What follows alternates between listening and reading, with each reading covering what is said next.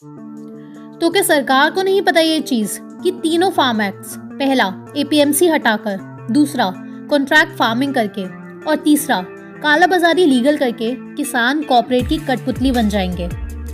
जी बिल्कुल पता है, लेकिन बात ये है ही नहीं। इस वक्त अगर कांग्रेस भी होती या कोई भी पॉलिटिकल पार्टी होती तो पूरे चांसेस है वो भी यही करती जो आज बीजेपी करने की कोशिश में है, क्योंकि अब बात सरकार के हाथ से शायद बहुत दूर जा चुकी है। डिस्क्लेमर, ये जानकारी आपको कभी भी टीवी या अखबार पर नहीं मिलने वाली, क्योंकि अभी भी जब आप ये वीडियो देख रहे हैं तो टीवी में हिंदू, मुसलमान और पाकिस्तान दिखाकर नादान परिंदों को भड़काया जा रहा होगा। और हाँ, हम मोदी विरोधी नहीं हैं, बेवकूफ़ी के विरोधी हैं।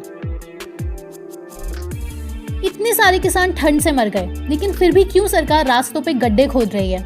क्यों कीले बिछा रही है? Lathi charge, water cannon, tear gas, क्यों सरकार बार बार सेक्शन 144 लगा देती है और इंटरनेट सेवा बंद कर देती है? क्या सरकार सच में अंग्रेजों से भी ज्यादा निर्दयी है? क्यों सरकार एक भी दिन फार्मर से मिलने नहीं गई? क्यों सरकार ने एक भी मरे हुए फार्मर को कॉम्पनसेट नहीं किया? क्यों सरकार आज तक एक भी फायदे इन एक्ट्स के नहीं गिना पाई? एक फन फैक्ट, इस इंसान को फरवरी 2015 में पद्म भूषण दिया गया था। तो खोलते हैं इन सारे कॉन्सेप्ट्स को बेहद ही सरल भाषा में।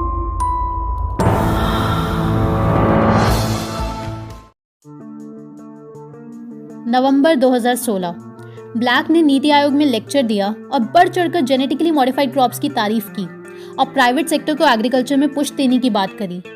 आप ये नीति आयोग के ट्रांसफॉर्मिंग इंडिया डॉक्यूमेंट पे पेज नंबर 2021 पर पढ़ सकते हैं। ब्लैक पिछले 25 सालों से यही कर रहा है, अलग अलग देशों में जाकर।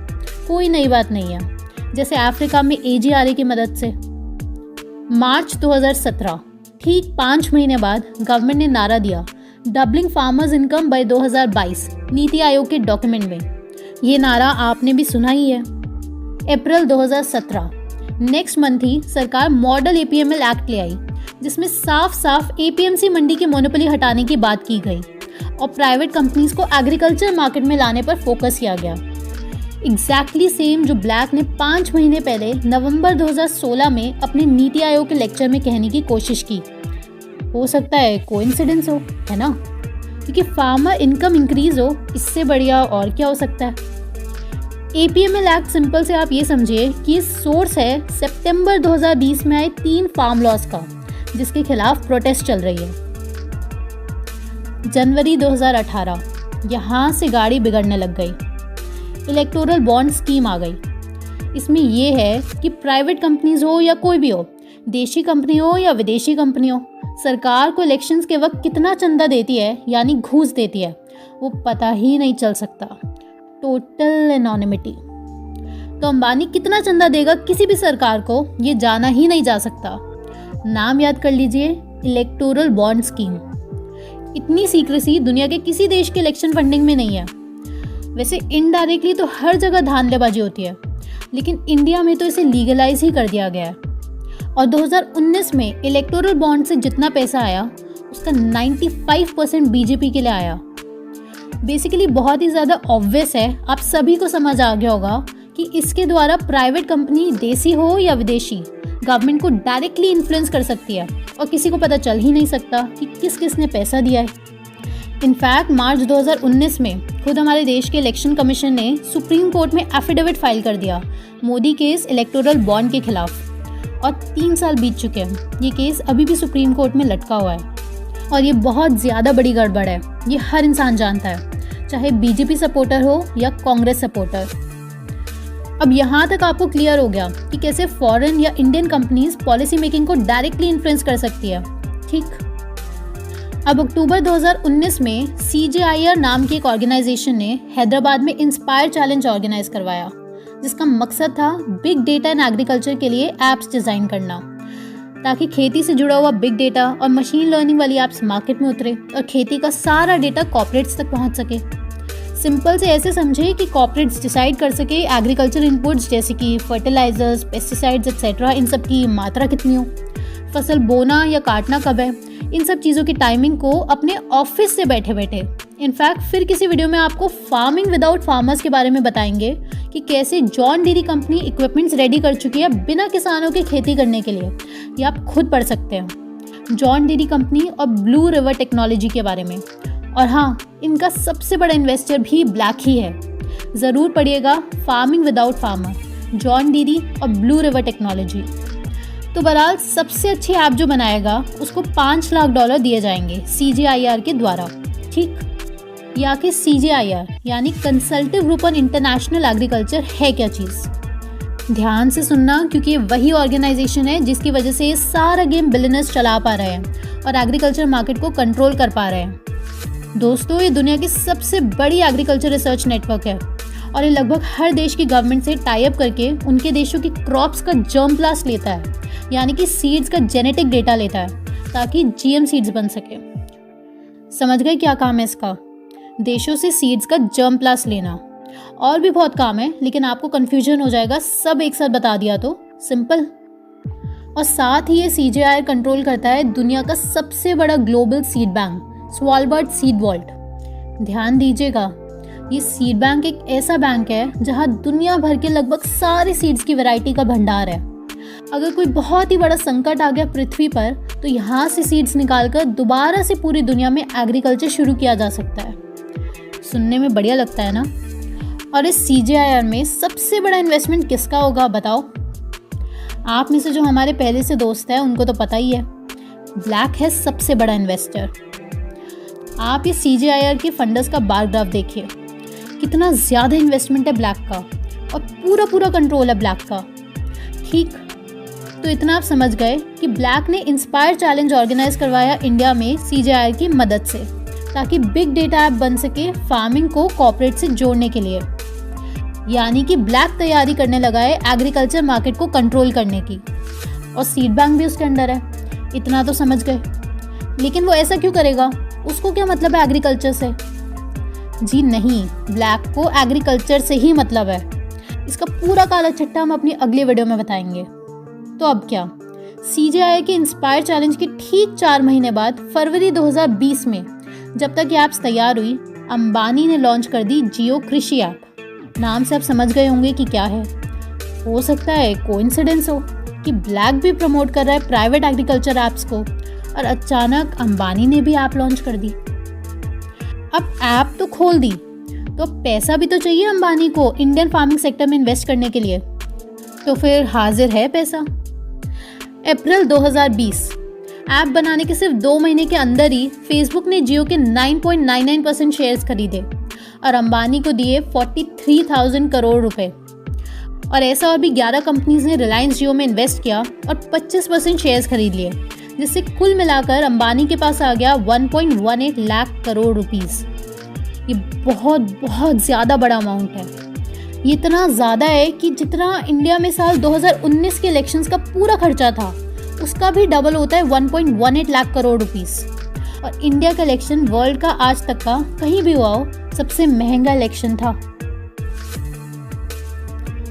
इतना ज़्यादा पैसा आने के ठीक 4 महीने बाद अगस्त 2020 में अंबानी ने फ्यूचर ग्रुप खरीद लिया 24,000 करोड़ रुपए में। अब क्यों खरीदा future group?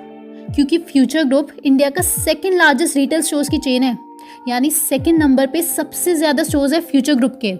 Easy day, big बाजार, ब्रांड फैक्ट्री, ये सब फ्यूचर ग्रुप के ही है। अब रैंक 1 रिटेल स्टोर और रैंक 2 रिटेल स्टोर्स अंबानी के पास आ चुके हैं, यानी पूरी इंडिया में अंबानी का ज़बरदस्त नेटवर्क बन चुका है। अंबानी का पहले से ही जियो मार्ट, रिलायंस फ्रेश है, जहाँ फल, सब्जियाँ, गेहूँ, चावल एटसेट्रा बिकता है। अब बिग बाजार, इजी डे, ये सब भी उसी का हो गया, और साथ ही ऐड हो जाएगा फ्यूचर ग्रुप के बहुत सारे और भी आउटलेट्स। तो अब जियो कृषि ऐप भी रेडी है, और साथ ही रिलायंस ने स्विगी, फ्लिपकार्ट और डंजो से पार्टनरशिप भी कर ली है। और बहुत सारे एक्सपर्ट्स का कहना है ये सब कुछ आगे फेसबुक से कनेक्ट होने वाला है, क्योंकि फेसबुक ऑलरेडी 10% शेयर्स खरीद चुकी है। लेकिन फिलहाल जब ये वीडियो बन रही है अभी तक हुआ नहीं है, हो सकता है। अब कोई भी डाउट रह गया है? नहीं ना, अब स्टोर्स और पैसा रेडी हो चुका है अंबानी के पास। अब लास्ट चीज़ रह गई है, वो है कस्टमर्स और कंफर्म्ड सप्लाई ऑफ गुड्स। उसके लिए चाहिए सरकार की मदद और कुछ ऐसे लॉज जिनसे ये गारंटी हो सके कि किसान अंबानी को ही अपना सामान बेचे और अंबानी ही बताए कि क्या उगाना है और कितना उगाना है। यही तो होगा ना, वरना अंबानी का बिजनेस ठप नहीं हो जाएगा। तो अब क्या करें? सितंबर 2020 अंबानी के फ्यूचर ग्रुप खरीदने के ठीक 1 महीने बाद 3 फार्म एक्ट्स आ गए, जिसमें लिमिट्स हटा दी गई कालाबाजारी की। यानी अब कोई भी कितना भी गेहूं, चावल, दाल इकट्ठा कर सकता है। और साथ ही ये भी एक्ट आया कि प्राइवेट और फार्मर्स के बीच कॉन्ट्रैक्ट होगा फार्मिंग के प्रोडक्ट्स को लेकर। यानी कंपनीज बताएगी कि क्या उगाना है, कितना उगाना है, किस क्वालिटी का उगाना है। यही तो चाहिए था आपके देश के असली प्रधानमंत्री को। तो अब रिवाइज कर लेते हैं एक बार, ताकि सारे पत्ते दिमाग में सेट हो जाए। अब यहाँ से आप समझ गए कि कैसे सीक्रेटली लेकिन डायरेक्टली अंबानी का कनेक्शन है फार्मिंग से, और अब डायरेक्ट कनेक्शन है इंटरनेशनल ऑर्गेनाइजेशन से अपने 25% शेयर्स बेचकर। और आपको ये भी याद रखना है इलेक्टोरल बॉन्ड्स, जो हमने स्टार्टिंग में बताया था, जिससे कोई भी देसी या विदेशी कंपनी सरकार को कितना भी पैसा दे सकती है और किसी को पता चल ही नहीं सकता कि किसने दिया है। अब लास्ट ये गेम देखो, जिससे आपको और किसानों को डर लग जाएगा।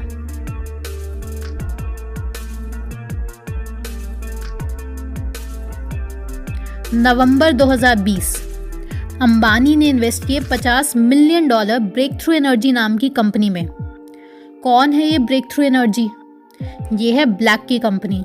जी हाँ, ब्लैक की, कंप्लीटली ओन्ड बाय ब्लैक। ठीक, अब जब अंबानी जी ब्लैक पे आ गए तो हमारा तो फेवरेट है ही ये आदमी, तो हम कैसे छोड़ें इसको।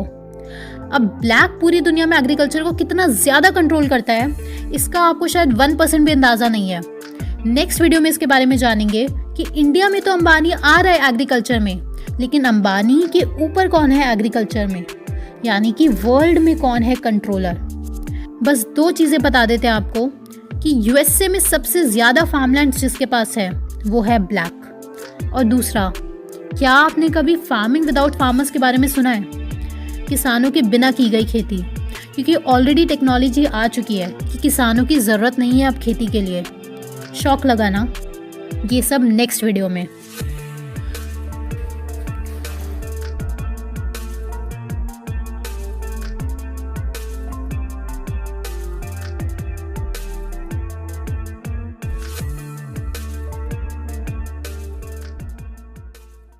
दोस्तों, जैसे कि हमने पहले भी बोला है कि आप हमारी वीडियोस अपने चैनल पर डाल सकते हैं। हम कभी भी कोई कॉपीराइट स्ट्राइक नहीं करेंगे, और आप भी रिसर्च कीजिए और ये सच सब तक पहुंचाएं। दोस्तों, अगर ये वीडियो पसंद आई हो और आप इसी तरह की और वीडियोस देखना चाहते हैं तो आप हमें सपोर्ट कर सकते हैं यूट्यूब का ज्वाइन बटन क्लिक करके, या फिर पेट्रियन पर भी हमें सपोर्ट कर सकते हैं। आपकी सपोर्ट से हमें बहुत हेल्प मिलती है हमारे रिसर्च वर्क में। दोस्तों, आप हमारा इंग्लिश चैनल ज़रूर विजिट कीजिए, team lifestyle English, link description box में दिया हुआ है। उम्मीद करते हैं इन बातों का आप ध्यान रखेंगे, और आप हमारा backup channel the rebellious flower को देख सकते हैं। उसमें राजीव दीक्षित जी और डॉक्टर बिस्वरूप की बेहतरीन वीडियोस का कलेक्शन मौजूद है। अगर आप ध्यान की दुनिया में उतरना चाहते हैं, या फिर आप या आपका कोई मित्र या कोई परिवार में डिप्रेशन, स्ट्रेस, एंजाइटी जैसे परेशानियों से जूझ रहा है, तो आपको निश्चिंत होकर बस द ओनली वन कम्यून से जुड़ना है और उनके मेडिटेशन सेशंस और प्रोग्राम अटेंड करना है, जो कि स्पेशली डिज़ाइंड है इन चीज़ों के लिए। और अपनी ज़िंदगी अपनी आँखों के सामने आप बदलते हुए देखेंगे। उनका नंबर और वेबसाइट आपकी स्क्रीन पर आ रहे हैं और डिस्क्रिप्शन बॉक्स में दिए हुए हैं। जल्द मिलते हैं दोस्तों, तब तक आप इन वीडियोज़ को देखकर अपनी जानकारी बढ़ाएं